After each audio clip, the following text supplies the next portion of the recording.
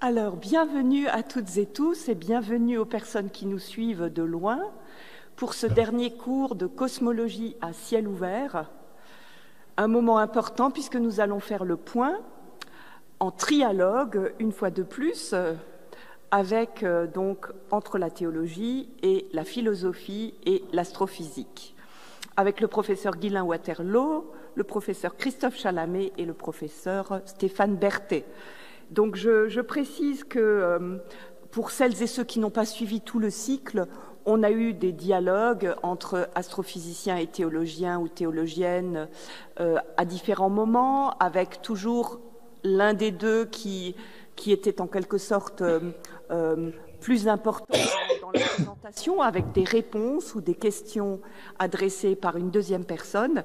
Et ce soir, nous tentons donc l'expérience de confronter nos découvertes de tout le cycle à une interrogation philosophique, tout d'abord avec Guylain Waterloo, professeur de philosophie de la religion et d'éthique. Et je te salue, Guylain. Nous te saluons. Et Guylain Waterloo ne peut pas nous rejoindre, bonjour. Il est en quarantaine. Donc malheureusement, mais il nous fait l'honneur de venir quand même nous rejoindre grâce à Zoom. Et donc nous pourrons l'écouter en tout premier en espérant que la technique ne nous abandonne pas. Donc nous l'écouterons en tout premier nous parler de poser quelques questions que la philosophie pourrait poser à toutes ces découvertes que nous avons partagées. Et en second lieu, le professeur Christophe Chalamet, professeur de théologie systématique, nous posera quelques questions ou essayera d'apporter quelques conclusions du point de vue théologique, et ils auront pour répondant Stéphane Berthet, vice-recteur, qui est astrophysicien, qui a accompagné également ce cycle et qui est également dans l'équipe de pilotage, qui essayera de dialoguer du point de vue de la science. Voilà, sans plus tarder, j'espère que tout le monde est prêt. Nous pouvons commencer et Guylain, c'est à toi la parole. Voilà, j'aurais vraiment voulu être là ce soir, ayant été un peu fil rouge dans l'ensemble du semestre de ce cours semestriel et ayant participé à la grande majorité des séances, mais la Covid, vous l'avez compris, m'a joué un tour. Alors, je voudrais intervenir ici, au fond, en faisant une récapitulation, en posant la question, qu'est-ce qui apparaît au terme de ce parcours? Et dégager simplement, tout simplement dégager ou mettre en évidence quelques lignes de force au terme de ce parcours et les mettre dans une perspective philosophique, de philosophie de la religion et aussi ça touchera un peu forcément à la théologie. Je vais vous proposer 5 lignes de force. La première, c'est l'extraordinaire désir de connaître des êtres humains que nous révèle ce cours. Nous savons que les êtres humains, dès qu'ils ont pu se poser, c'est-à-dire dès qu'ils ont pu constituer ce que l'on a nommé, ce que l'on nomme des civilisations, et dès qu'ils ont pu dégager du loisir, ont voulu comprendre la réalité. Ils disposent pour cela de l'observation et du raisonnement qu'ils ne doivent plus exclusivement réserver à la survie, et c'est ce qui leur permet de tourner le regard gratuitement vers le réel pour le connaître. Et on sent que cette recherche a à voir avec le sens de ce que nous sommes en tant qu'être humain et le sens de notre présence comme être vivant. D'ailleurs, Aristote, dont on a parlé dans une séance, Aristote ouvrait sa métaphysique en écrivant « Tout être humain désire naturellement connaître ». Dans une polis, dans une cité, on pourra développer un savoir parce qu'on aura les moyens de le développer, mais surtout de le conserver et de le transmettre. Et un savoir cumulatif qui ne dépendra pas simplement de la mémoire d'une génération à une autre qui le répète sans avoir de support. Par exemple, les bibliothèques. Or, il est frappant de constater que l'on s'interroge, les êtres humains s'interrogent même sur ce qui ne concerne pas leur intérêt direct et ne peut pas influencer leur volonté de puissance. Par exemple, si la chimie a toujours des applications pratiques qui sont parfois régulièrement, comme on sait, très recherchées par les États capables de les financer. En revanche, on peut penser que la connaissance des galaxies lointaines n'intervient pas sur l'ordre du monde, mais a quelque chose à voir avec la gratuité de la vie, avec ce qu'Angelus Silesius dit très bien dans une belle formule, avec le fait que la rose est sans pourquoi. Et de même que l'être humain s'intéresse gratuitement, veuille sente qu'il y a quelque chose d'essentiel dans le fait de connaître le réel qui l'entoure et qui l'environne, à avoir avec ce qu'il est, à la différence des autres animaux, à avoir avec la différence qu'il y a entre lui et les autres animaux, dont le cercle d'action est toujours lié soit à la survie, soit à la consolidation de la vie présente. Ça, c'était le premier point introductif. Le deuxième point, c'est le décentrement de l'humanité par rapport à elle-même. Alors là, ça a une dimension un peu plus importante à mes yeux. Et puis, en quelque sorte, si vous voulez, à travers cet effort, les efforts scientifiques, l'éducation du genre humain, au sens d'apprendre à ne plus se considérer comme le centre de tout et comme ne dépendant que de soi-même.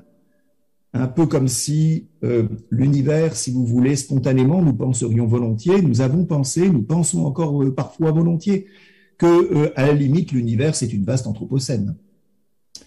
Et justement, ce que nous ont montré les différentes révolutions astronomiques, les différentes révolutions dans la science astronomique que nous avons pu étudier ce semestre avec tous ces intervenants extrêmement intéressants, eh bien, on a vu que ces révolutions ont produit petit à petit cet effet. En tant qu'être humain, et en tant qu'être humain, nous avons tous été enfants avant que d'être adultes, nous partons spontanément de l'idée que nous sommes le centre des choses, que tout est ordonné en fonction de nous. Et les évolutions en astronomie nous déplacent hors de notre horizon et nous décentrent de nous-mêmes. En un sens, c'est une humiliation. C'est ce que Freud avait dénommé la première grande humiliation adressée à l'être humain. Ça peut même être considéré comme une angoisse. On songe à Pascal, qu'on a évoqué parfois. Le silence éternel de ces espaces infinis m'effraie. Mais en un autre sens, c'est aussi une ouverture et un changement du regard. Pour un philosophe de la religion, cela amène à penser qu'une nouvelle manière de se rapporter au religieux, une nouvelle manière de comprendre le religieux est en route, est mise en route. Au fond, jusqu'à présent, pendant très très longtemps, il fallait que le religieux se rapporte à nous, êtres humains, comme si nous étions des demi-dieux, ou les êtres qui comptent dans l'univers. Les mythes étaient d'ailleurs faits pour expliquer notre situation, quitte à ce que ce ne soit pas toujours pour un beau rôle. On se rappelle ce que disait Jean-Daniel Mackie à propos du mythe d'Atrahasis en Mésopotamie. Il nous montrait que les êtres humains, au fond, ce qu'ils comprenaient, c'est qu'ils devaient décharger une race divine des soins qu'il faut prodiguer à la terre, et donc en fait prendre sur son dos le fléau du travail. Mais au fond, peu importe, même si c'est pour des choses pas très agréables, peu importe que le rôle ne soit pas nécessairement glorieux, le point important était que tout soit déployé pour nous ou en fonction de nous, que nous ayons un rôle privilégié qui fait de cette terre, notre terre, le but de l'action divine. Le point central de toute la réalité, c'est la terre, c'est-à-dire notre habitat. Or, ce dont on s'aperçoit en notre temps, c'est de plusieurs choses, plusieurs conséquences. D'abord, on pourrait appeler cela l'indisponibilité du divin. qui n'est pas le service de secours fait pour intervenir à la demande ou à la carte, avec cette idée que, au fond, Dieu est à portée, hein, il suffit de l'appeler. Et en fait, on s'aperçoit que Dieu, s'il existe, n'est pas là, prêt à tout moment pour intervenir à notre demande et orienter les choses dans un sens ou dans un autre. C'est une idée très ancienne, puisque cette idée est souvent encore utilisée pour dire, mais vous voyez bien que Dieu n'existe pas, puisqu'il y a des tragédies abominables parmi les êtres humains et que Dieu les laisse commettre. En fait, ce dont on s'aperçoit, c'est que Dieu n'est pas ce qu'on appelait autrefois au théâtre de la modernité naissante, il n'est pas un Deus ex machina. Il n'intervient pas avec de grosses machineries subitement pour changer le cours des choses. Les anciennes religions pensaient que les dieux pouvaient changer l'ordre des choses à volonté, qu'ils étaient tapis ça et là dans le monde, prêts à agir en fonction de nos besoins, ou éventuellement, peut-être parfois à ne pas agir, mais pour nous punir. Plus près de nous, on se rappelle de Gagarine, dans le premier vaisseau mis en orbite autour de la Terre, en avril 1961, qui avait déclaré que, après avoir bien scruté le ciel, il n'avait pas vu Dieu. De ce Dieu-là, la science dégrise l'humanité. Et vous remarquerez que d'ailleurs, à vrai dire, les religions, elles aussi, avaient fait ce travail critique sur elles-mêmes, car si l'on considère à peu près les monothéismes, on s'aperçoit, par exemple, que le Dieu du christianisme n'est pas un Dieu triomphant, mais plutôt un Dieu qui laisse les hommes le mettre à mort, ou encore, comme on lit dans l'évangile de Matthieu, mais qu'on lit aussi bien dans le livre de Job, c'est un Dieu qui fait tomber la pluie sur les bons comme les méchants, et qui fait luire son soleil sur les justes et les injustes. Et on s'aperçoit aussi que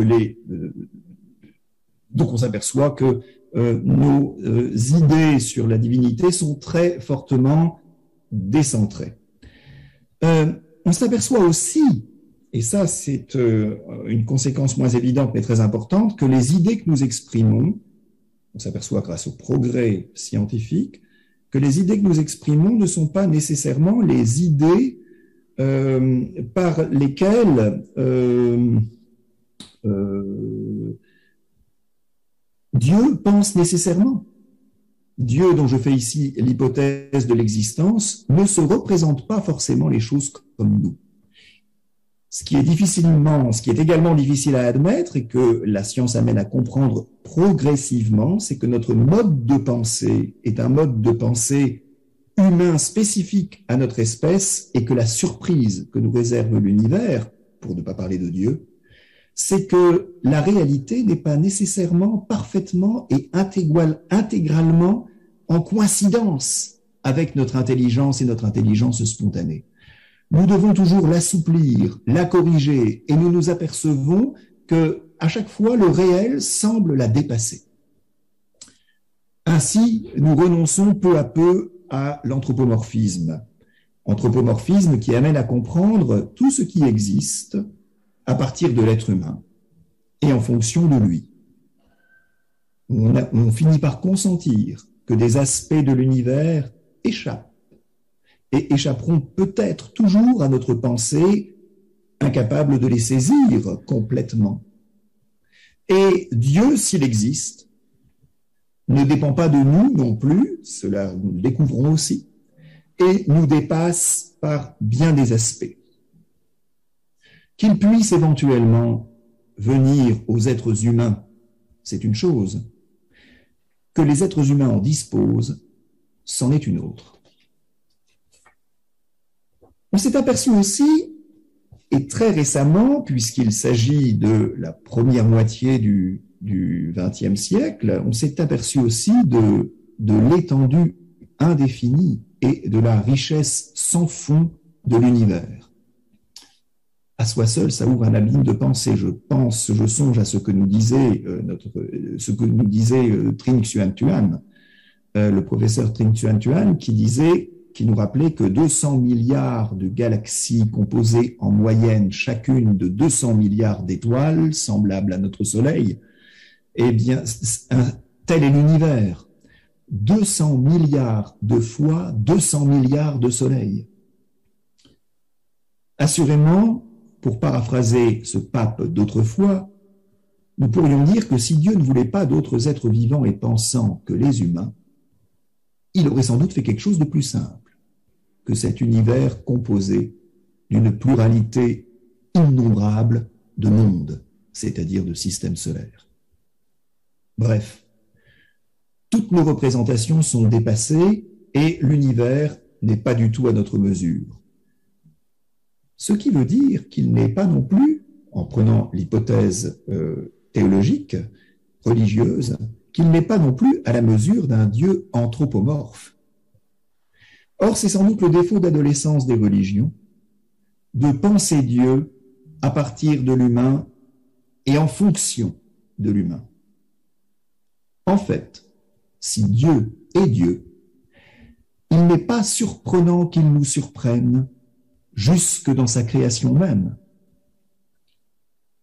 En outre, il faudrait aussi sans doute creuser le lien qui nous a été révélé plusieurs fois, mais je pense ici en particulier au cours du professeur Francesco Pepe, entre l'univers et la beauté.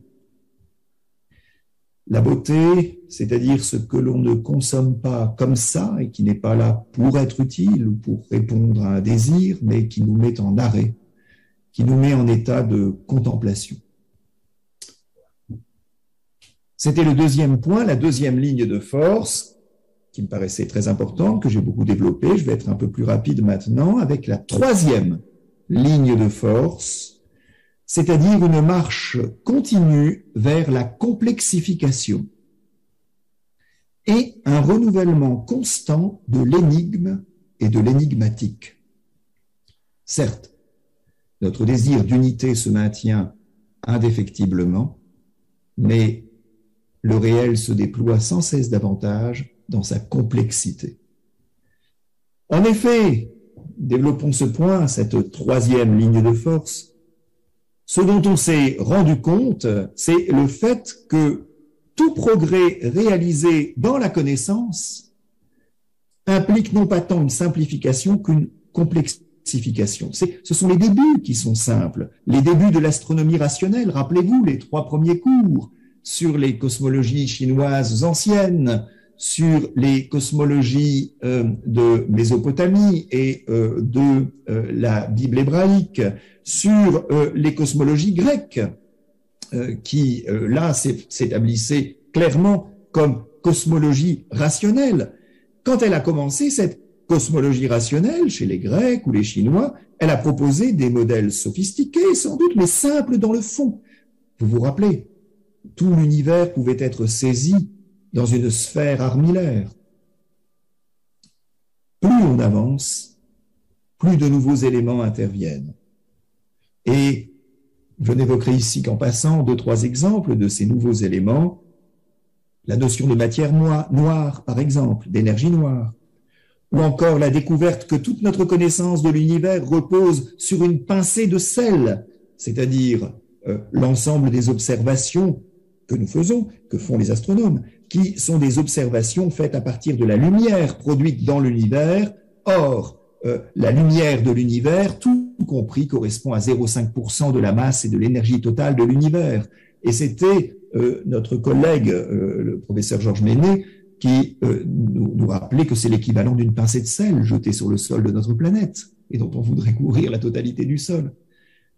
Ou encore, on pourrait évoquer les découvertes récentes de la théorie des cordes, de la relativité des changements physiques eux-mêmes, que notre raison aurait bien voulu voir réglés par des lois constantes, immuables et identiques à elles-mêmes. Tout cela, d'ailleurs, a impliqué, dans les tout derniers siècles, les 2 derniers siècles, cela a impliqué la remise en cause d'un principe que notre esprit jugeait fondamental, remise en cause du principe de déterminisme strict. On se rappelle le rêve de Laplace et de tout le 19e siècle. Si on pouvait donner à un moment donné l'état de l'univers, on saurait tout ce qui s'est passé avant et tout ce qui se passera après, parce que les déterminations, la causalité déterministe est absolue. En fait, plus on avance, plus on s'aperçoit que la physique et l'observation nous réservent des surprises. Même la théorie du devenir et de la création de l'univers par un Big Bang choque la volonté rationnelle. Vous vous rappelez, nous l'avions vu avec le professeur Meder, Einstein a eu de la peine à admettre la découverte de le maître, alors qu'elle était en fait une conséquence de la théorie de la relativité. Parce que Einstein sentait bien que la raison préférerait que l'univers n'ait jamais commencé et qu'il soit statique, qu'il soit donné une fois pour toutes, au sens où il n'a jamais commencé et il n'est pas ni en expansion ni en contraction. Ce serait d'ailleurs plus logique. C'était la pensée à laquelle un Aristote était déjà parvenu et à laquelle un Thomas d'Aquin reconnaissait que c'était ce qui était le plus vraisemblable pour la raison. En fait, connaître, c'est découvrir qu'il y a toujours plus à connaître et pour les êtres humains, c'est bien déstabilisant. C'est peut-être le moment de rappeler ce qu'écrivait William Shakespeare dans Hamlet. Il y a plus de choses sur la terre et dans le ciel, Horatio, qu'il n'en est rêvé dans votre philosophie. Quatrième ligne de force que ce cours, à mes yeux, a mis en évidence, ce sont les résistances à l'avancée des sciences. En effet, on s'aperçoit quand on jette un regard sur les sciences, avant-hier, hier et même aujourd'hui, et donc sans doute demain, c'est la résistance humaine à la découverte. Car une compréhension du monde, c'est aussi un principe de mise en ordre. Or, on n'aime guère que les choses soient déstabilisées. C'est pourquoi l'esprit humain a tendance à résister au progrès du savoir qui déstabilise les compréhensions du monde acquises et consolidées avec la patine du temps. Rappelez-vous ce que nous évoquions lorsque était rappelé le système ptoléméen et l'autorité d'Aristote. Alors bien sûr, cela vaut aussi pour la religion, et en particulier quand la religion structure un univers politico-social, ce qui était le cas du temps de Galilée, et Michel Grandjean nous avait bien montré comment ces résistances, de quelle manière elles avaient pu s'exprimer. Mais cela vaut même pour les savants, ces résistances, pour les savants eux-mêmes. C'est pas, une exclusivité des religieux. Eux aussi ont des freins idéologiques et parfois des désirs liés à des choses très humaines, comme par exemple une position sociale acquise par un savoir scientifique déterminé et un changement significatif de ce savoir peut signifier le déclin d'une aura ou un risque pour une position d'autorité acquise. Il y a des exemples dans l'histoire des sciences qui sont très célèbres. On songe aux freins mis par ses propres collègues, en particulier Félix Pouchet, à la découverte de Pasteur sur les microbes, parce qu'il mettait en cause la théorie de la génération spontanée. Mais, ça, ce n'était pas vu dans notre cours, mais vu dans notre cours, on avait, avec Georges Ménet, vu que les ennuis vécus par Galilée avaient aussi été favorisés par ses propres collègues qui réglaient des comptes avec un homme qu'il ne supportait plus.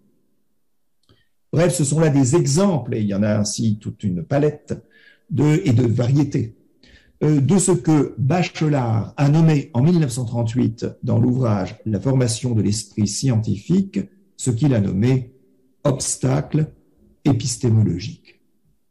Alors, pour terminer, cinquième ligne de force, qui fait retour sur la première, un retour sur le désir de spéculation que rien n'étouffe jamais complètement et qui est, ce désir de spéculation, un moteur de la curiosité humaine au meilleur sens du terme. C'est en effet ce qui est fascinant et ce que ce cours a fait vraiment clairement émerger, c'est la puissance extraordinaire du désir humain de spéculation, de proposer des théories. Et elle est manifeste, elle était tout à fait manifeste dans les recherches sur les multivers dont Camille Bonvin nous a parlé. des recherches qui ont une nature strictement spéculative et qui renvoient aussi à une discussion avec le religieux. Car une des leçons de l'ensemble de ce cours semestriel, c'est que le religieux n'est jamais complètement évacué. Vous le sortez par la porte, il rentre par la fenêtre. Un peu comme si on ne pouvait jamais abolir la question, la réflexion, le questionnement religieux. Je ne parle pas de religion, je parle ici spécifiquement, je parle du questionnement religieux, c'est-à-dire la question du sens ultime et la question de la signification ou non de ce qui nous dépasse, et enfin la question d'une éventuelle intentionnalité à la racine du réel, ce réel que nous nommons l'univers. Y a-t-il un principe qui transcende cet univers et était désireux de le poser, cet univers? C'est d'ailleurs toute la discussion qui est relancée autour du principe anthropique, qui a une version faible, une version forte, et qu'on a pu discuter, qu'on discute dans le séminaire développé au sein de ce programme à ciel ouvert. Alors, sans aucun doute, la science doit être totalement séparée de la religion. Et il n'y a pas de concordisme qui permettrait aux deux de se rejoindre, et tous les ouvrages qui prétendent que la science, ça y est, elle apporte les preuves de l'existence de Dieu, et justement des preuves qui concordent avec les affirmations de telle ou de telle religion. Non. Nous ne pensons vraiment pas que la science fait cela. Et ce n'est pas désirable. En revanche, ce qu'on constate, c'est que les découvertes de la science n'annule pas les questions religieuses. D'ailleurs, cela se saurait, parce que je disais qu'on écarte, moi j'écarte tout à fait les discours sur des preuves de l'existence de Dieu apportées par la science, eh bien, mais de même, on peut tout à fait écarter des preuves de l'athéisme qui seraient apportées par la science, et je pense qu'on peut toujours attendre que les preuves qui démontreraient l'inexistence de Dieu, et que s'il y avait des preuves semblables à celles qui ont prouvé que la Terre est ronde et qu'elle tourne sur elle-même autour du Soleil, cela se saurait. Indirectement, en fait, les sciences mettent en discussion les questions religieuses. Les sciences amènent simplement les esprits ouverts à poser les questions religieuses autrement. Alors je dirais qu'en ce sens, les sciences stimulent l'esprit religieux. Je ne vous vois pas, mais je vous remercie de votre attention.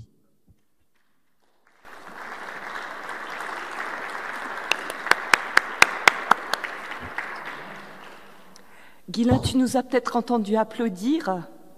Oui. Alors en tout cas, merci pour cette magistrale démonstration et pour ces lignes de force que tu as tracées qui sont super passionnantes. Et on va poursuivre. Donc il n'y a pas de questions maintenant, mais je prie tout le monde de noter les questions, il y en aura tout à l'heure. Et donc on te laisse pour un petit temps pour donner la parole à Christophe Chalamet. Merci beaucoup. Alors, Christophe Chalamet, professeur de théologie systématique, qui va tracer quelques lignes théologiques. Je lis ceci dans Le Monde de jeudi dernier, 2 décembre, dans un article du journaliste scientifique Pierre Barthélémy, à propos d'une exoplanète, la 4879e exoplanète recensée à ce jour.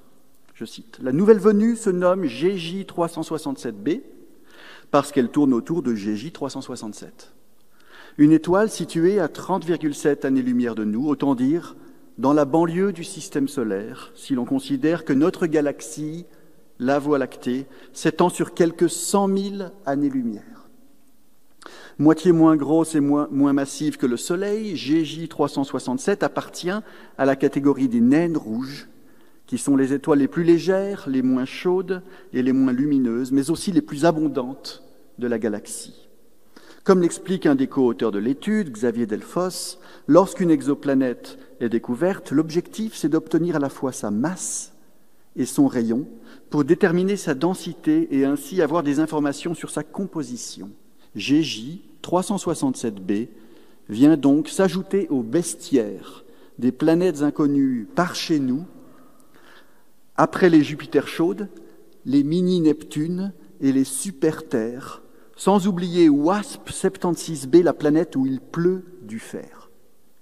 Je termine avec cette citation du Monde.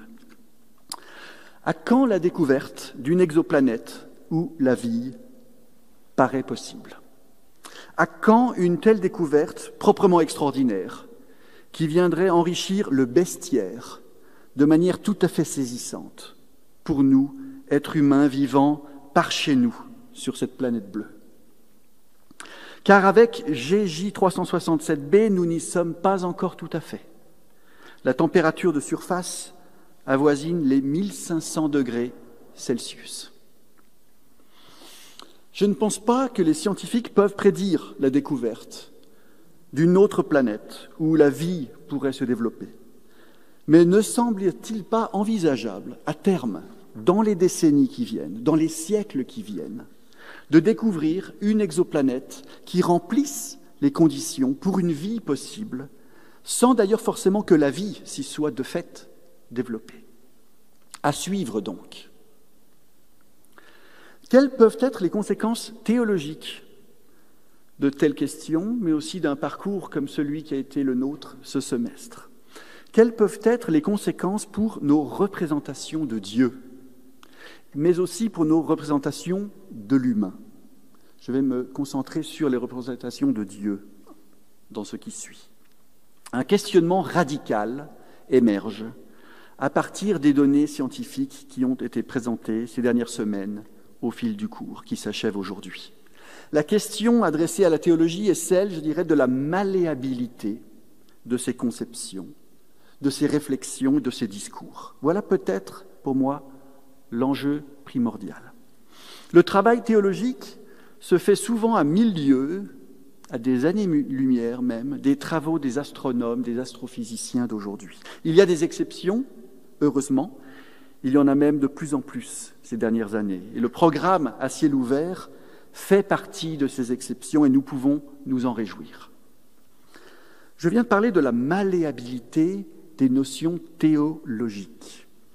De fait, toutes ces notions, toutes ces représentations n'ont jamais cessé d'être modifiables et modifiées au fil des siècles.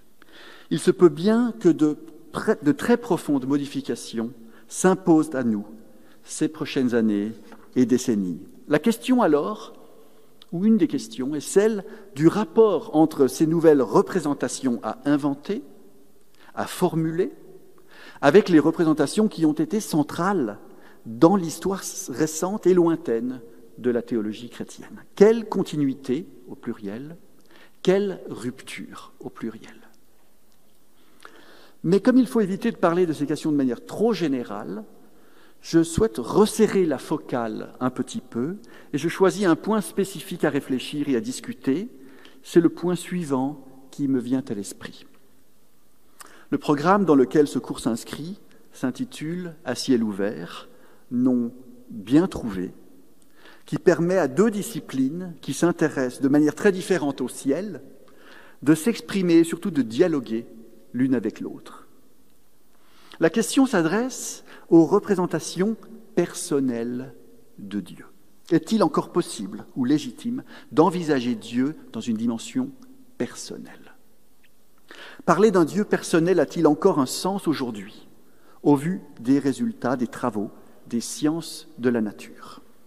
Pour nombre de scientifiques, non pas dans leur travail scientifique, ou dans le cadre de leur travail, les scientifiques n'ont pas besoin de l'hypothèse Dieu. Cette hypothèse est caduque pour la plupart d'entre eux, est parfaitement inutile, elle n'apporte rien.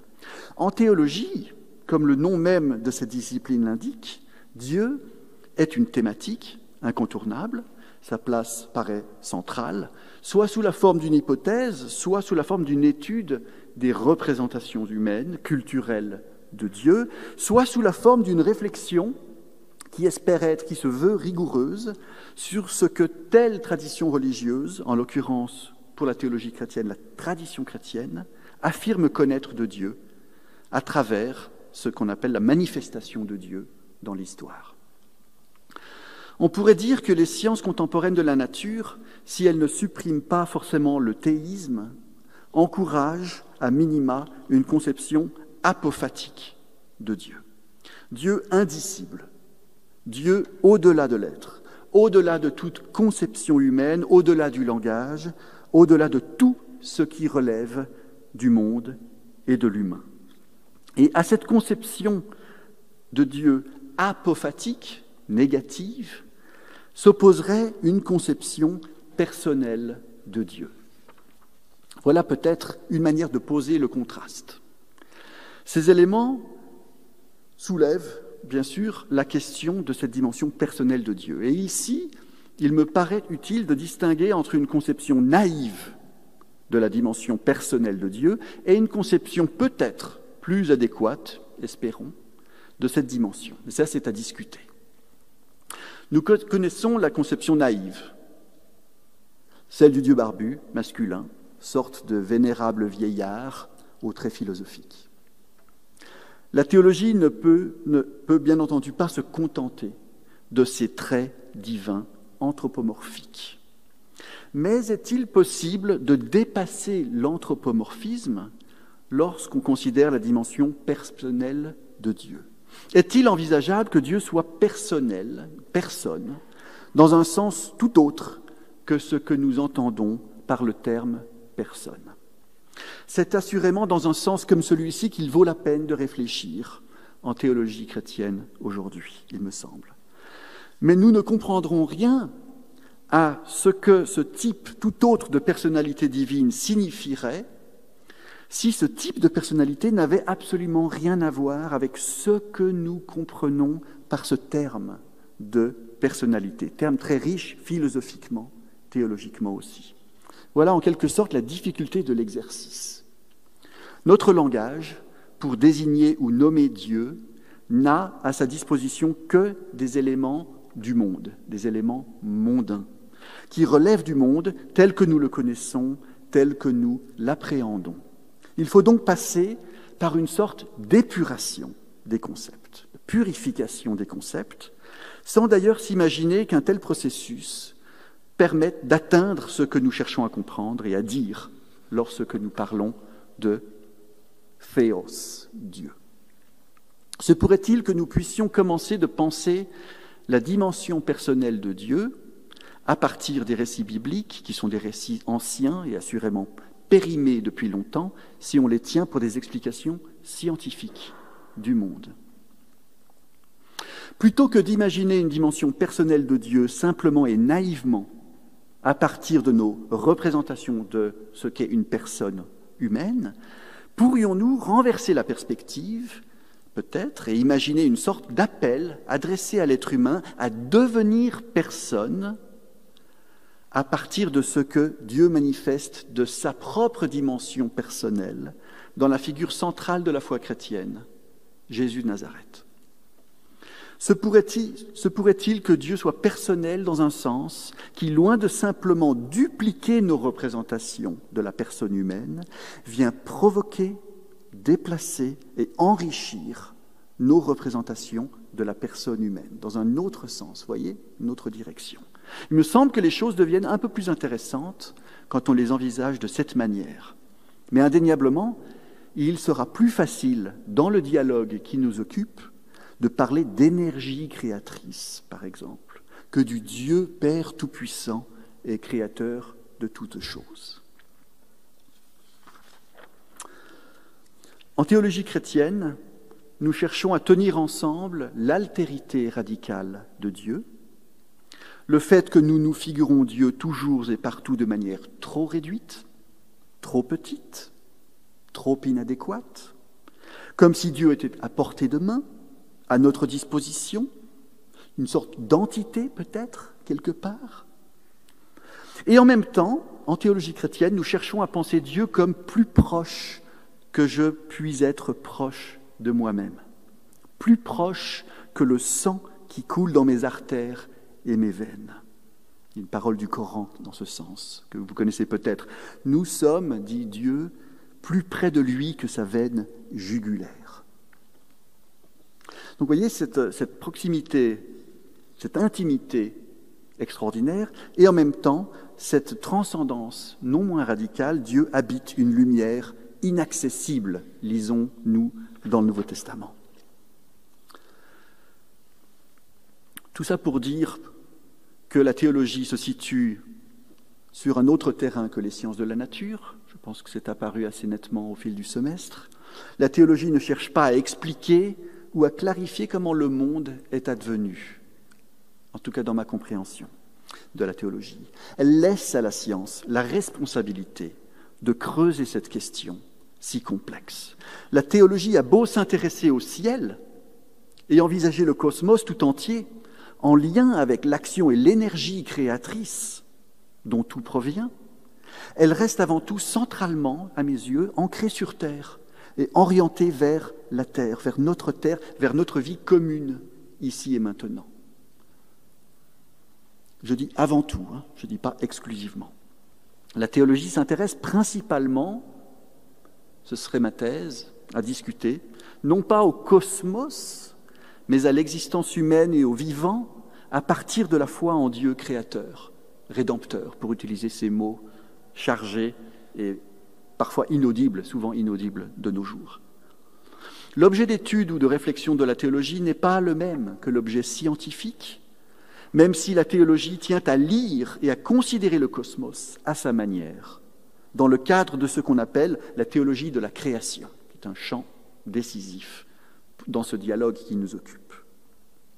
De cette différence d'objet, de considération, découle une différence dans la méthode, dans les méthodes.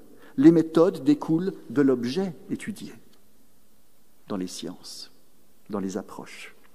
Il y a plusieurs choses que la théologie ne doit pas faire dans son dialogue avec les sciences de la nature et avec les cosmologies scientifiques contemporaines. Elle ne doit pas se réjouir de ce que nous ne savons pas encore, de ce que nous ne comprenons pas encore, comme si ce non-savoir pouvait être encore un lieu pour insérer Dieu ou une représentation théiste. Nous n'avons pas besoin d'un Dieu bouche-trou. De manière similaire, il faut éviter en théologie de chercher à comprendre les travaux scientifiques contemporains afin de défendre une conception théologique particulière. Nous devons résister à toute instrumentalisation indue des sciences de la nature, y compris de l'astronomie, de l'astrophysique, pour légitimer un discours théologique académique. Une apologétique de bas étage est interdite et doit être mise en évidence, pointée du doigt, tant par les théologiennes et les théologiens qui participent au dialogue, que par les astronomes, les astrophysiciens et autres chercheurs des sciences de la nature. Il doit s'agir d'un dialogue où on s'écoute mutuellement, où on ne cherche pas à instrumentaliser l'autre pour légitimer sa propre discipline. Cela étant dit, il est important pour la théologie de ne pas se couper par rapport aux sciences de la nature contemporaines. En continuant à se tenir en dialogue avec la science, avec les sciences, la théologie continue d'être mise au défi de clarifier ce qui est son objet, ce que sont ses méthodes, ce que sont les objectifs de son travail. Quel bienfait la théologie peut-elle retirer de ce dialogue avec les sciences de la nature contemporaine, y compris l'astronomie, l'astrophysique? Elle doit se laisser déranger dans ses conceptions habituelles et traditionnelles, consentir à se laisser questionner par les sciences, sans chercher à esquiver, sans non plus chercher à répondre du tac au tac, mais en laissant résonner les questions, en les considérant tranquillement et sereinement. Elle peut également se voir invitée à reprendre les données centrales qui sont les siennes, en lien avec les résultats de la science contemporaine, dans un souci de créativité et d'inventivité théologique. Elle peut apprendre à mieux exprimer ce qu'est le travail théologique, à exprimer toujours à nouveau ce en quoi ce travail est académique, c'est notre espérance, c'est notre espoir, notre conviction aussi, mais de manière si différente par rapport aux sciences de la nature. Voilà, je suis arrivé au terme de ces quelques remarques. Je vous remercie de votre attention. Merci à toutes les personnes qui ont rendu possible ce cours. Merci pour tous ces échanges. Merci à vous toutes et tous qui avez suivi ce cours.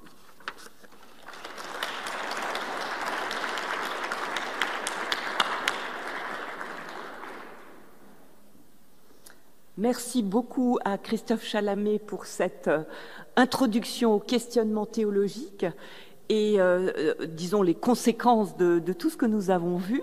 Et à présent, nous avons un quart d'heure, jusqu'à, on va dire, 17h15, un quart d'heure de pause, à l'issue duquel nous aurons une présentation de Stéphane Berthet et ensuite des questions, discussions. À tout à l'heure. Voilà, donc nous pouvons reprendre à présent et nous écouterons Stéphane Berthet qui réagit à ce que nous venons d'entendre à partir de ses compétences d'astrophysicien, de scientifique. Merci.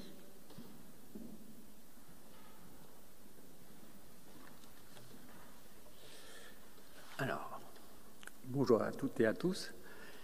C'est un rôle délicat en fait de répondant surtout sur ce thème, conséquences philosophiques et théologiques, dans le sens que je m'étais préparé justement à faire le pendant scientifique et à expliquer peut-être finalement cette démarche qu'on a mis en place à travers cette série de séminaires.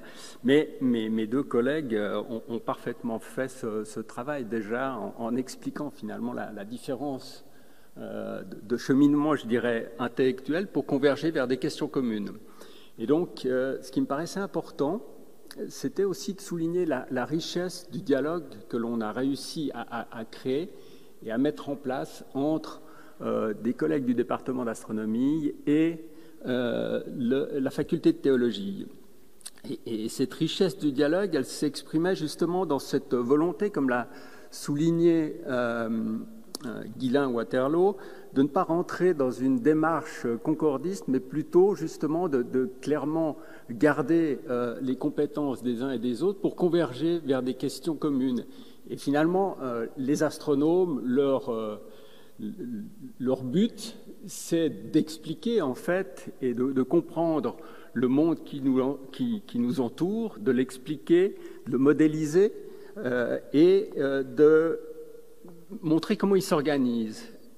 Et là-dedans, en fait, on arrive à un certain moment, lorsqu'on conçoit ces modèles d'univers comme on les conçoit aujourd'hui, eh bien, on est amené à se poser un certain nombre de questions qui touchent, alors là, la philosophie, la religion, et c'est là qu'on converge avec nos collègues de la faculté de théologie, qui sont aussi des historiens, des philosophes, des théologiens ou des sociologues. Donc, on arrive à se poser des questions communes. Et là-dedans, finalement, la théologie a cette réflexion, et c'est été dit tant par Guylain Waterloo que par Christophe Chalamet, c'est cette question du sens. Alors, les astronomes décrivent un petit peu, décrivent le mieux possible, en fait, cet univers. Et on a vu, et vous l'avez vu avec les différents exposés de ces séminaires, comme les idées finalement scientifiques ont évolué au cours du temps. On est passé à différents modèles cosmologiques très simples, à des modèles cosmologiques un peu plus complexes. Et en fait, cette démarche des astronomes, des scientifiques, c'est simplement se baser sur l'observation. On observe et on essaye de reproduire ce qu'on observe, de comprendre ce qu'on observe, et en fait, on le modélise. Donc on ne peut pas non plus parler de... Parfois, on a évoqué dans certains discours, on évoque la question de la vérité. En fait, c'est pas la vérité, c'est-à-dire que c'est une vérité à un moment donné, c'est-à-dire c'est un modèle qui correspond à ce qu'on observe. Aujourd'hui, l'univers, on a un modèle qui s'appelle le Big Bang, qu'on peut nommer, je dirais, Big Bang, qui explique un petit peu comment les choses ont commencé, comment les choses ont évolué, comment les choses sont arrivées à ce que l'on observe aujourd'hui. Dès l'instant que l'on trouvera un autre modèle qui répond mieux ou qui répond plus en amont encore, puisque ces modèles-là se bloquent sur une question qui va au-delà du pour toucher le temps zéro finalement, puisque une question fondamentale, mais peut-être qu'on n'a pas abordé non plus dans nos séminaires, c'est la question du temps. Et aussi, alors ça m'intéressera de voir comment nos collègues philosophes, théologiens l'abordent aussi cette question du temps, mais une grande révolution qui a été amenée dans les années 20, et on a parlé de ces modèles cosmologiques du début du XXe siècle, qui en fait ont bouleversé notre vision de l'univers en donnant finalement une vision d'un univers qui avait une histoire. Donc, histoire, ça veut dire qu'il y avait un temps zéro, et il y a une fin.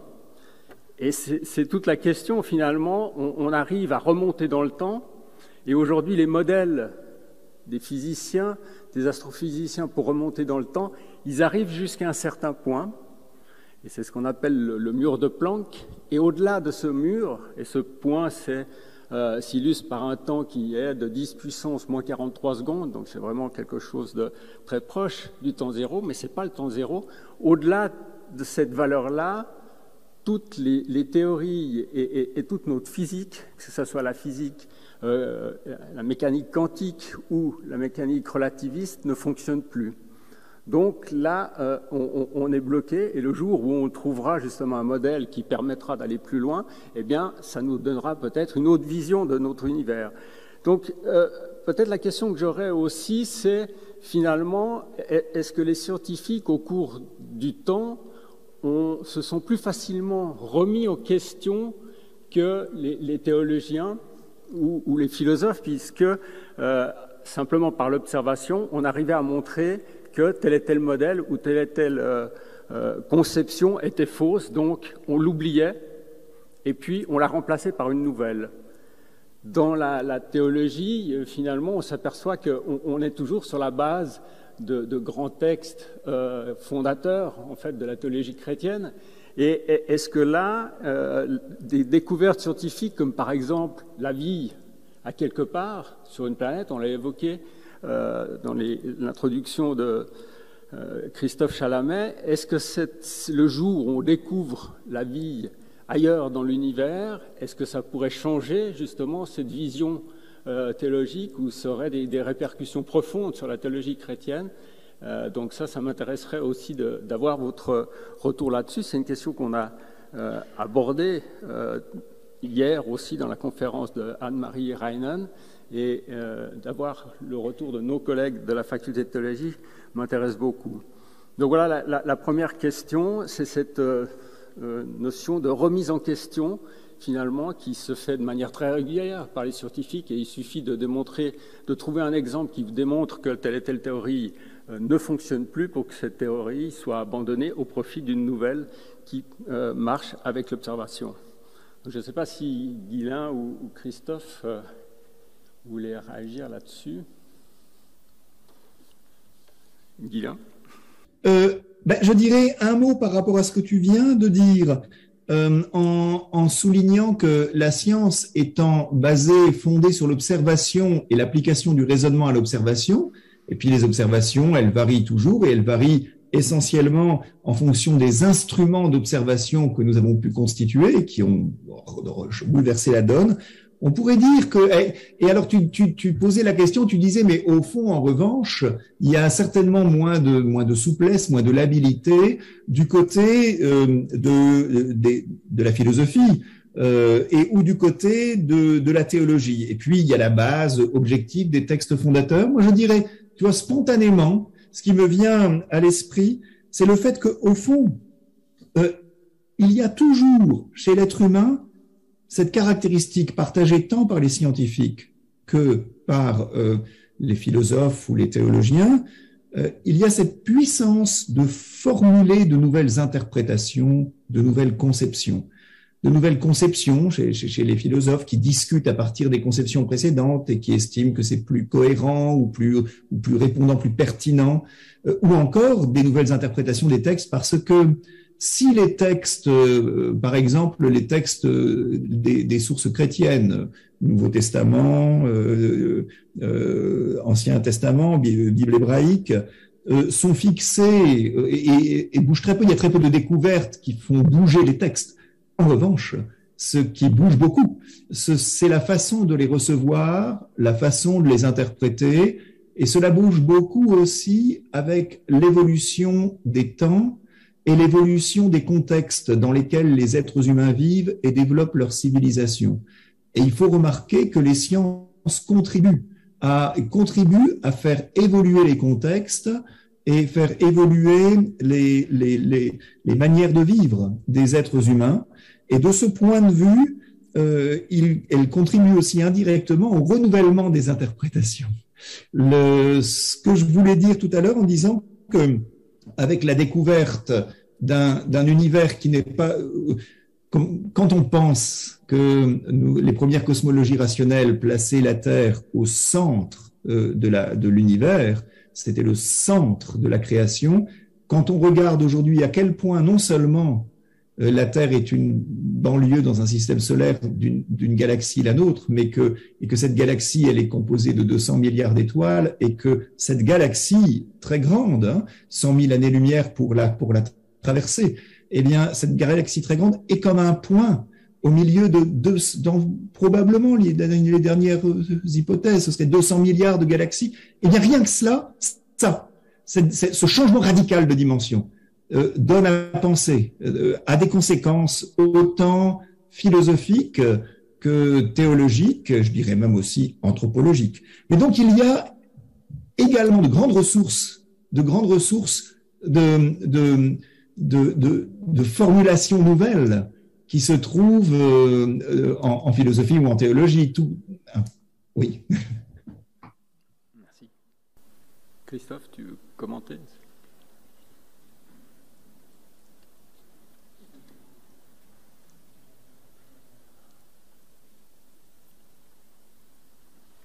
Je suis tout à fait d'accord avec ce que Guylain vient de dire.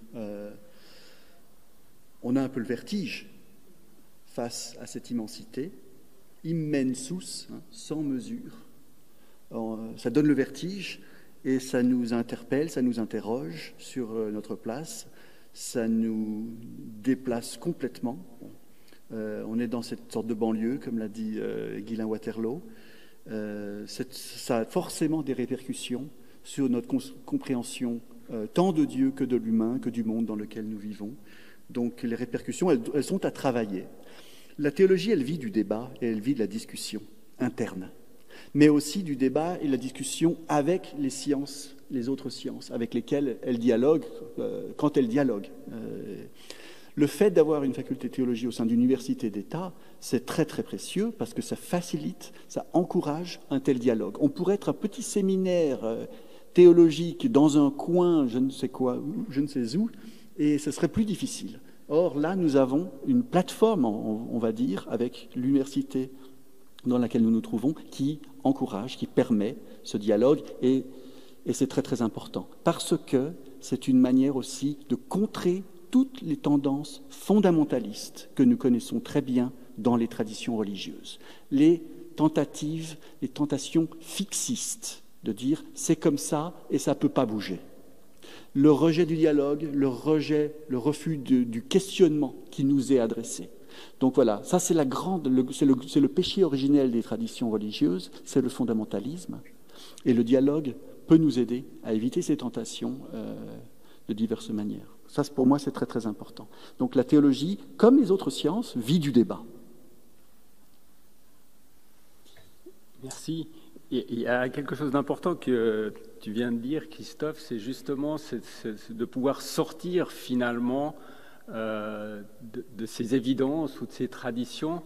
Et finalement, les grandes percées scientifiques, elles ont été dues à des scientifiques, à des chercheurs qui ont bouleversé finalement l'évidence. Si on pense à Copernic, qui replace finalement le Soleil dans son système et met la Terre à tourner autour du Soleil. Finalement, l'évidence, ce que l'œil voit, ce que la perception que l'on a en étant un terrien, c'est plutôt de voir le Soleil qui tourne autour de la Terre. Donc, d'être capable de remettre en question cette évidence et de dire non et d'aller chercher pourquoi et d'argumenter. De la même manière, en fait, Galilée a eu cette même démarche au niveau de la mécanique et des mouvements, de dire qu'un objet, en fait, ne tombe pas plus vite parce qu'il est plus lourd qu'un autre. Et ça a été démontré après, même physiquement, lors des voyages sur la Lune. Hein. Peut-être vous vous souvenez, ou vous avez vu un des astronautes, lors d'une des missions lunaires, a pris une plume et un marteau, l'a laissé tomber pour montrer que Galilée avait raison. Et donc, voilà, et ça va à l'encontre finalement du bon sens, parce que si on vous pose la question, on va dire oui, un objet plus lourd va tomber plus vite qu'un objet léger. Et voilà, Galilée y allait à l'encontre, il a établi cette théorie du mouvement. De la même manière, Newton a montré finalement que la Lune était en train de tomber sur la Terre, mais que justement elle ne tombait pas parce qu'il y avait des forces de gravitation qui réglaient finalement ces mouvements. Donc d'imaginer cela, c'est d'aller au-delà de ces évidences.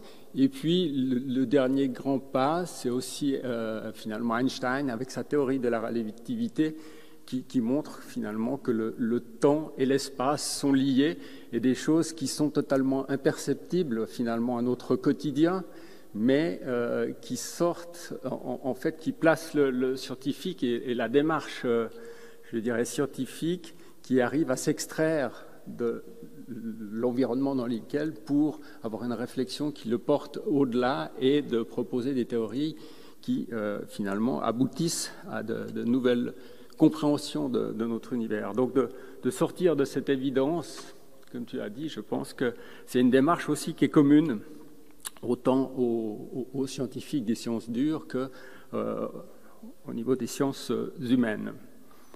Donc ça, c'était peut-être aussi ma deuxième réflexion. Maintenant, je ne sais pas si on veut passer à des questions que la salle aurait à nos deux intervenants. Peut-être que je dirais, je peux faire une petite remarque, je ne sais pas si vous m'entendez. Tu m'entends, Stéphane? Oui, tout le monde m'entend bien. Une petite remarque par rapport à ce que tu viens de dire et qui m'a fait penser que, tu vois, ces percées scientifiques qui remettent en question des évidences, ces réflexions théologiques, alors de leur côté, qui remettent en question la position de l'homme, la destination de l'homme, ce à quoi il peut aspirer, ce à quoi il est appelé à aspirer, eh bien, ça suppose la liberté. Et donc, c'est extrêmement, et ça fait rebond aussi avec ce que disait Christophe tout à l'heure, la grande tentation du religieux, c'est de fixer une vérité. Parce que, au tout départ, l'archaïsme fondamental du religieux, quand il y a archaïque, je veux dire, c'était dès l'origine. Il n'y a pas on ne connaît pas de société sans formes religieuses qui sont destinées d'abord et avant tout en premier lieu, à unir les sociétés. C'était ainsi pendant très très longtemps. Et unir les sociétés veut dire poser c'est ainsi qu'est l'ordre des choses, ne le touchez pas. Et cela a eu sans doute beaucoup de conséquences et dont on doit petit à petit se libérer et comprendre que si le religieux est bien ce qui peut donner, pour ceux qui se tournent vers lui, ils s'aperçoivent que cela peut donner une orientation à l'être humain qui va le surprendre, il faut que ce soit en liberté. Mais c'est pareil pour la démarche scientifique. C'est-à-dire qu'au fond, il faut une certaine liberté de remettre en question les évidences. Je parlais tout à l'heure d'obstacles épistémologiques, mais il faut aussi une société qui consente au progrès des sciences. Parfois, d'ailleurs, les sociétés, il y a des malentendus, c'est-à-dire que dans nos sociétés, même qui sont riches, eh bien, parfois, on a de la difficulté à dire, on va faire des programmes qui sont pour le pur développement des connaissances fondamentales, purement théoriques, qui n'apporteront pas un changement dans l'organisation économique, sociale et dans la facilitation de la vie des êtres humains ou dans l'augmentation de leur puissance. Eh bien, consentir à cela, c'est aussi consentir, reconnaître la noblesse de la liberté humaine. Je pense que ça aussi, c'est tout à fait fondamental. Et à mes yeux, ton propos soulevait implicitement cette question de la liberté. Les sciences et la théologie, bien entendu, quand elles sont bien entendues, à mon avis, sont une école de liberté.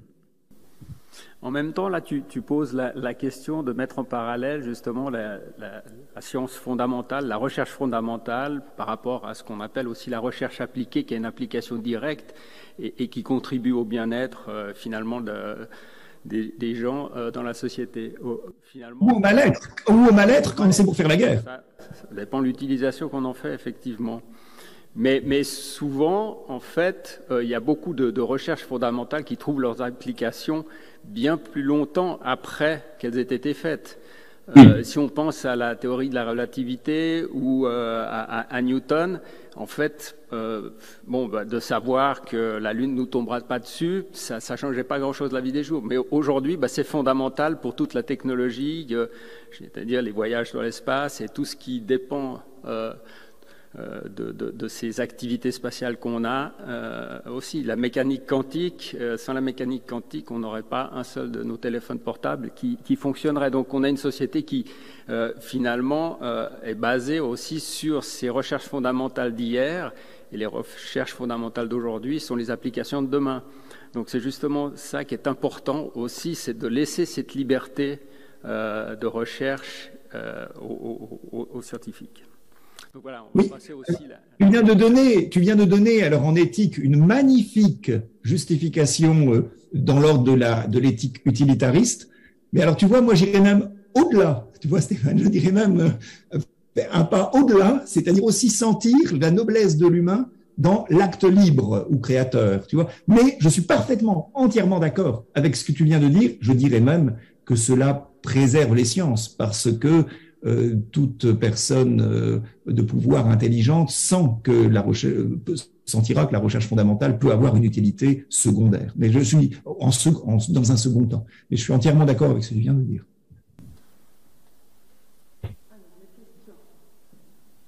Voilà.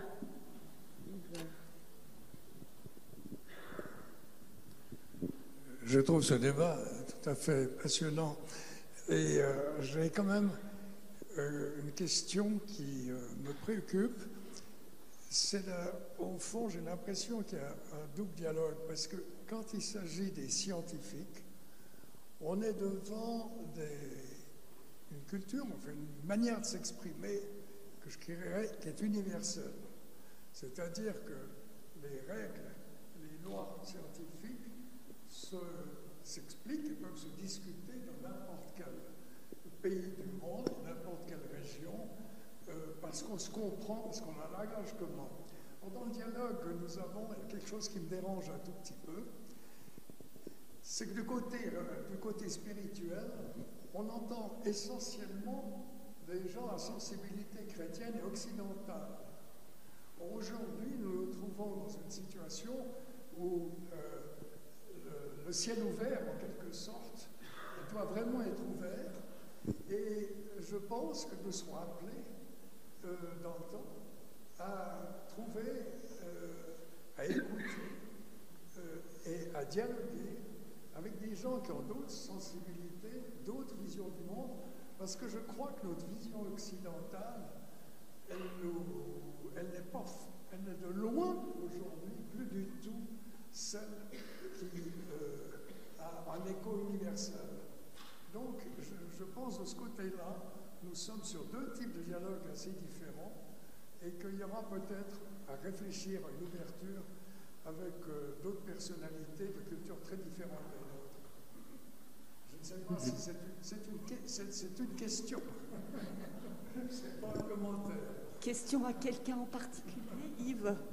Question à Christophe ou à Guilain ou à Stéphane?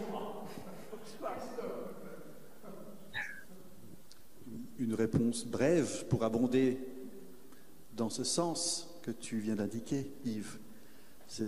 C'est pour ça qu'à la faculté, nous lançons un projet facultaire sur le dialogue entre les traditions religieuses, entre les visions du monde, de l'humanité, parce que nous sommes convaincus du fait que nous ne pouvons pas rester, malgré cette histoire, d'où nous provenons.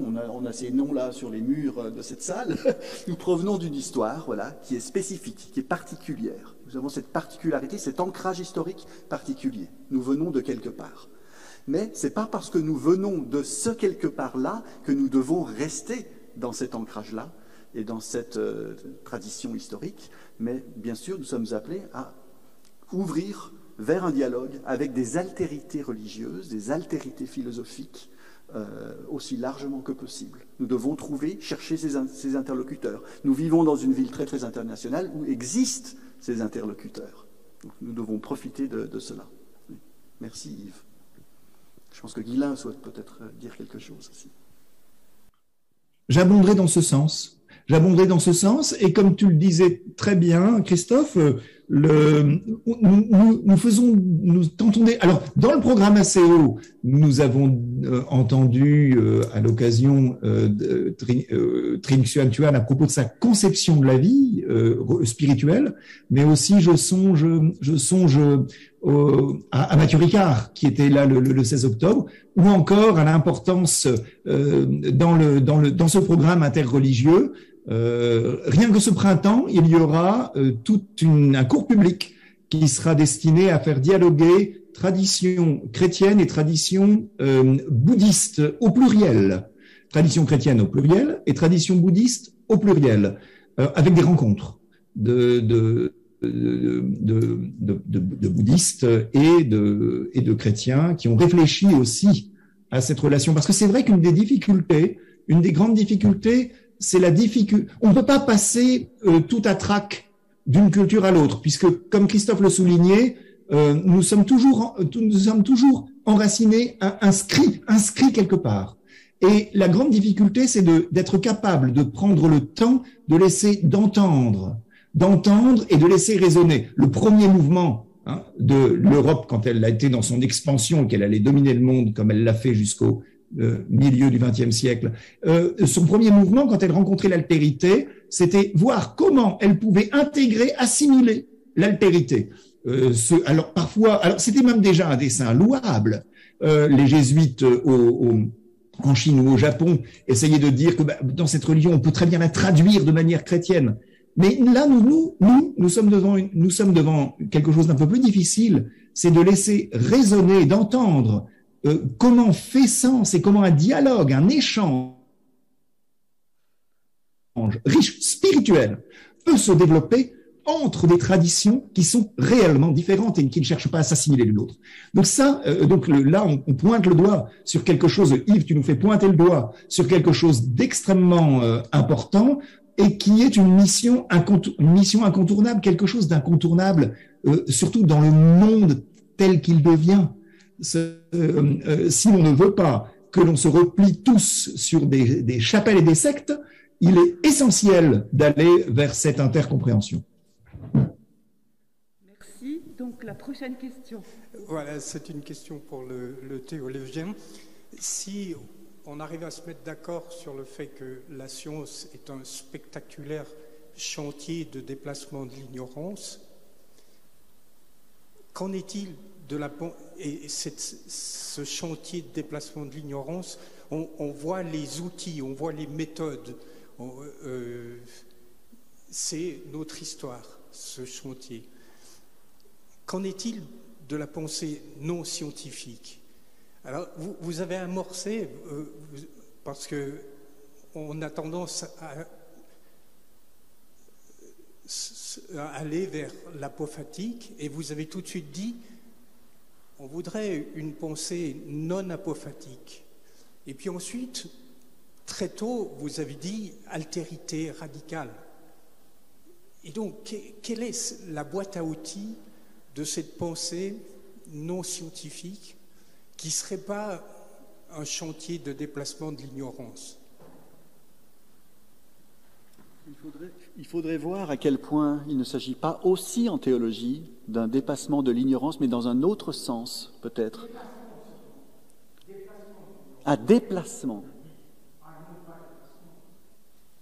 J'avais mal compris la question. Déplacement de l'ignorance.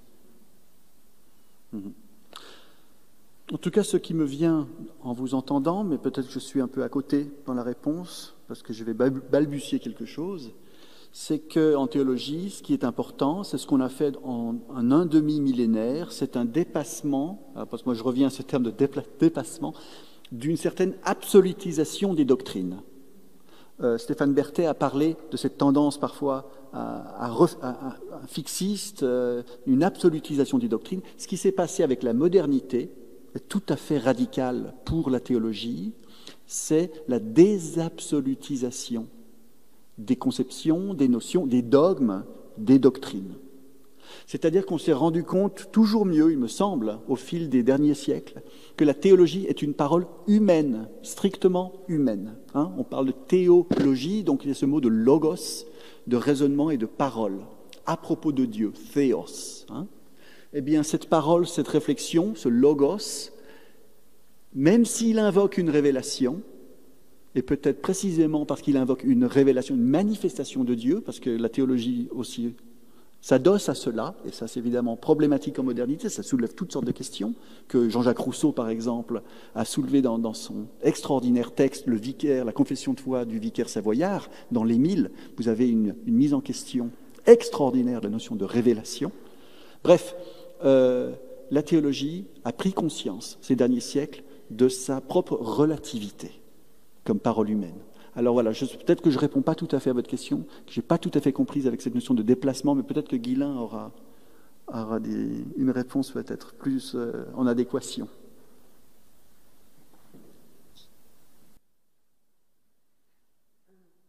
À moi, de mon côté, là, j'ajouterai rien. Vraiment, je suis tout à fait d'accord avec ce qui vient d'être dit. Si tu n'ajoutes rien, moi, je vais ajouter quelque chose. C'est-à-dire que la théologie est toujours... Vas-y. Moi, j'ai écrit une thèse sur une très grande figure de la théologie chrétienne du XXe siècle, qui s'appelle Karl Barth, qui est mort en 1968. C'est un des grands Suisses du XXe siècle. Ce Karl Barth a mis en avant une méthode théologique qui s'appelle la méthode dialectique. C'est-à-dire qu'on n'est jamais en train de dire une chose, mais on essaie de dire une chose en la mettant en tension avec une autre, qui vient un peu entrechoquer ce qui a été dit. Quand j'ai évoqué la notion de personne de Dieu, puis que j'ai ensuite parlé d'apophatisme, j'ai fait un peu ça d'une certaine manière, c'est-à-dire que j'ai parlé d'une proximité de Dieu, d'une dimension personnelle de Dieu, mais dans quel sens? Et puis cette dimension apophatique du Dieu au-delà de l'être, au-delà de tout, etc. Eh bien pour moi, en tout cas dans mon approche de la théologie, celle que j'essaie de transmettre aux étudiants aussi, c'est cette mise en tension d'énoncés et de représentations qui ont tendance à se contredire, à être paradoxales aussi dans certains cas. C'est ça qui me paraît très intéressant en théologie. Ne pas se contenter d'une perspective ou de l'autre, que ce soit la transcendance ou l'immanence de Dieu, mais se faire entrechoquer ces représentations. Parce que ça nous rappelle la dimension de dépassement, justement, d'excès, de ce dont nous tentons de parler, ce dont, en fait, nous balbutions plutôt. Ah oui, et de cette tension vit la théologie. Absolument.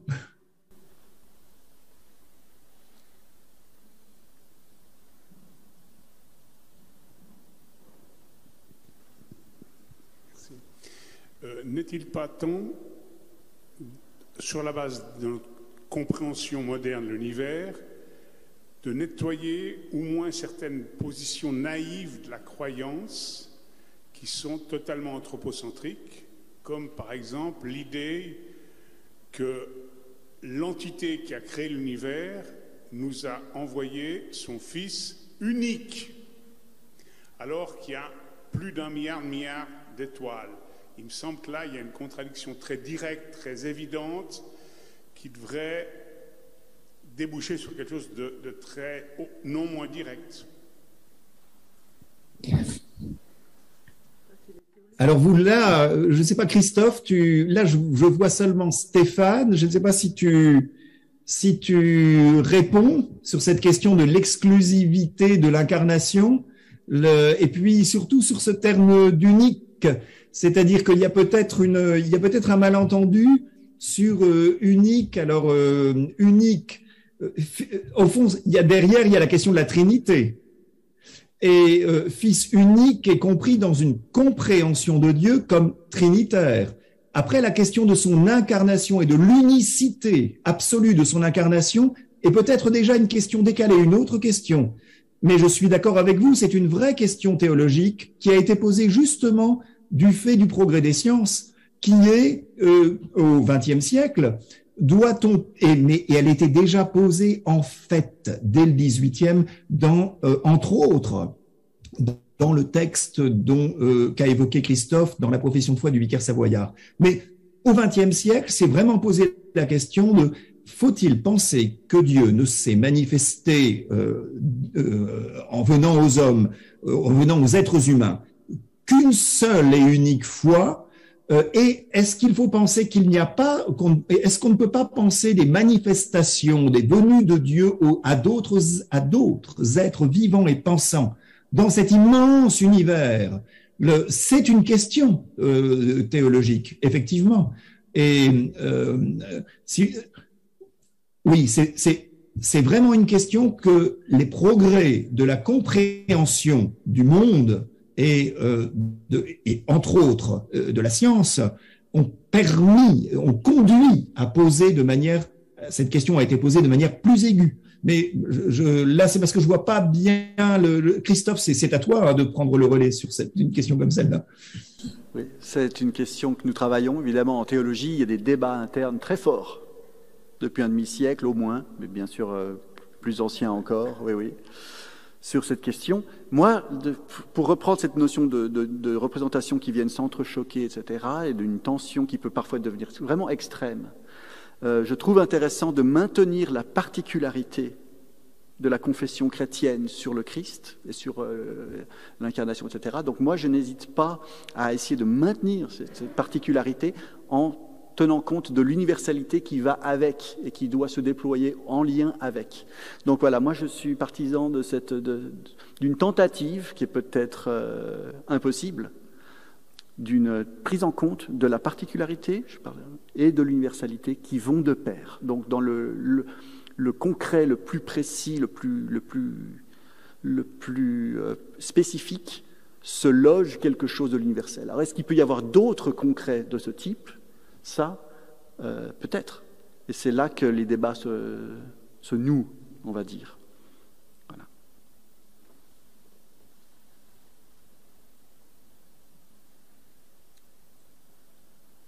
Il y avait une question. Oui.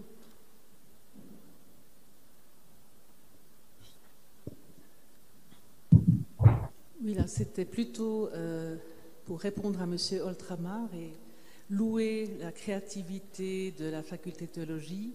Il y a quand même un cours qui s'appelle Parcours interspirituel donné par Mme Marielle Mazzocco. Donc il y a quand même une ouverture qui se fait au-delà de la chrétienté, des racines chrétiennes.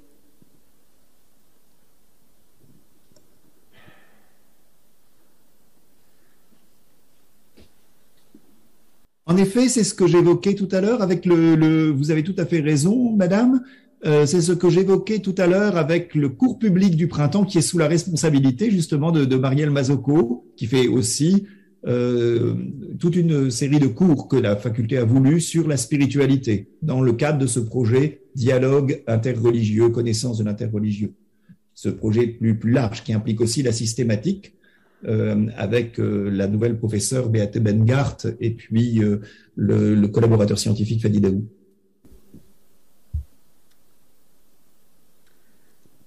Une dernière question, parce que nous approchons de la fin, ou commentaire. Moi j'en ai une.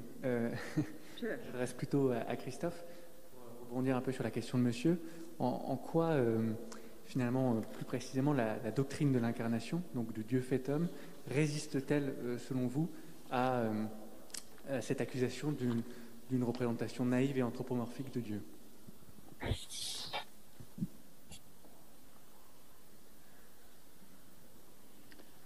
Oui. Je ne suis pas sûr qu'elle lui résiste complètement. Il y a une part de naïveté dans ces affirmations-là. Du Dieu qui prend chair, qui s'incarne, qui prend visage humain. Il y a une part de naïveté qui peut-être est indépassable là-dedans. Simplement, c'est plus intéressant d'avoir une naïveté qui est quand même réfléchie, et plutôt qu'une naïveté complètement naïve. C'est Paul Ricoeur qui parlait d'une seconde naïveté, une naïveté qui est passée par la critique, qui est passée par la question, et qui maintient quand même, qui continue d'affirmer quelque chose à ce sujet. Voilà, c'est de nouveau peut-être une réponse tout à fait insatisfaisante, mais cette notion de seconde naïveté, qui est passée par le feu de la critique. Voilà. Alors, il y a d'autres options théologiques qui vont simplement dire, en effet, c'est pas possible. Même cette seconde naïveté n'est pas possible. On doit y renoncer. Je peux vous donner le nom de ce penseur réformé, d'ailleurs, anglais, qui a vécu récemment, John Hick, qui a dit on doit simplement arrêter avec ce discours trop ontologique, trop centré sur l'être de Dieu qui se manifesterait dans la figure de Jésus-Christ, etc. Donc il y a des options qui vont dans le sens d'un pluralisme radical en théologie, qui viennent dire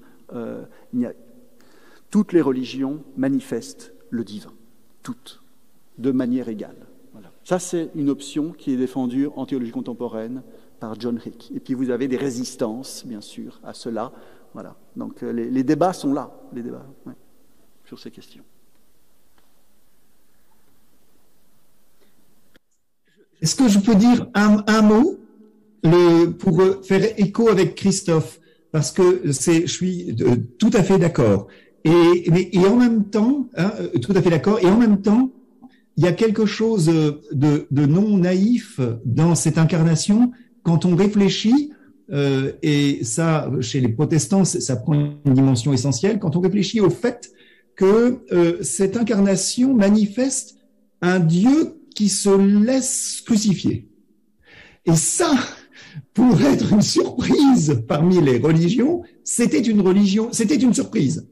Et de ce point de vue-là, il y a quelque chose à méditer à travers cette figure d'un homme en qui Dieu, vrai homme et vrai Dieu, selon le dogme, en qui Dieu serait pleinement présent, mais qui se laisse crucifier. Qu'est-ce que ça veut dire? Plutôt que d'être le Dieu triomphant qui vient en disant « maintenant c'est l'heure de la justice, on remet tout en place, on remet de l'ordre ». Donc il y a aussi quelque chose, je consonne entièrement avec ce que dit Christophe dans cette seconde naïveté, et en même temps, il y a aussi dans cette naïveté, justement dans cette naïveté, quelque chose de très fort, et dans le naïf, de radicalement non naïf, qui vient et qui interroge d'une manière vraiment particulière. J'allais moi-même ajouter que ce que Christophe avait développé tout à l'heure, c'était que précisément, il y a quelque chose de la profonde humanité, de ce que ça veut dire être humain qui est manifesté.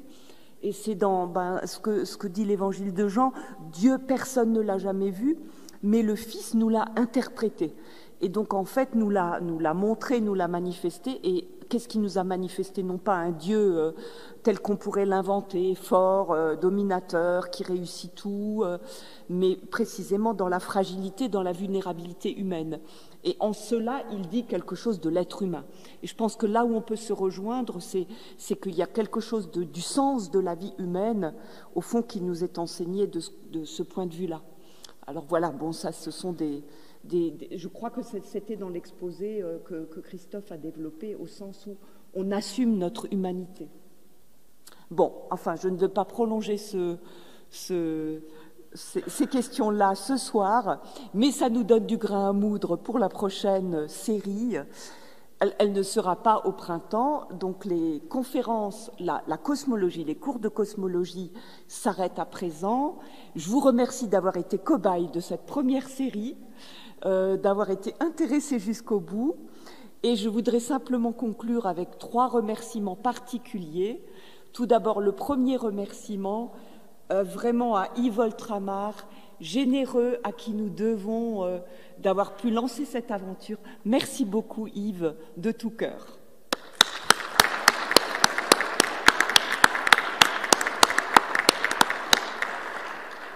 Et au concepteur du projet, donc Guylain Waterloo, qui était doyen au moment où cela s'est organisé, avec Yves Oltramar, avec Stéphane Berthet. Donc, cette possibilité, d'un côté, les collègues astrophysiciens, de l'autre côté, les collègues de théologie. Donc, merci à Stéphane et à Guylain d'avoir mené cette aventure, voilà, d'avoir poussé d'un côté et de l'autre que ce soit possible. Donc, merci à vous.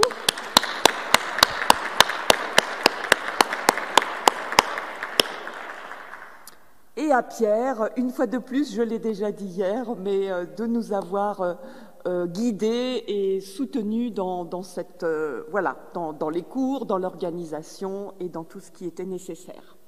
Merci Pierre.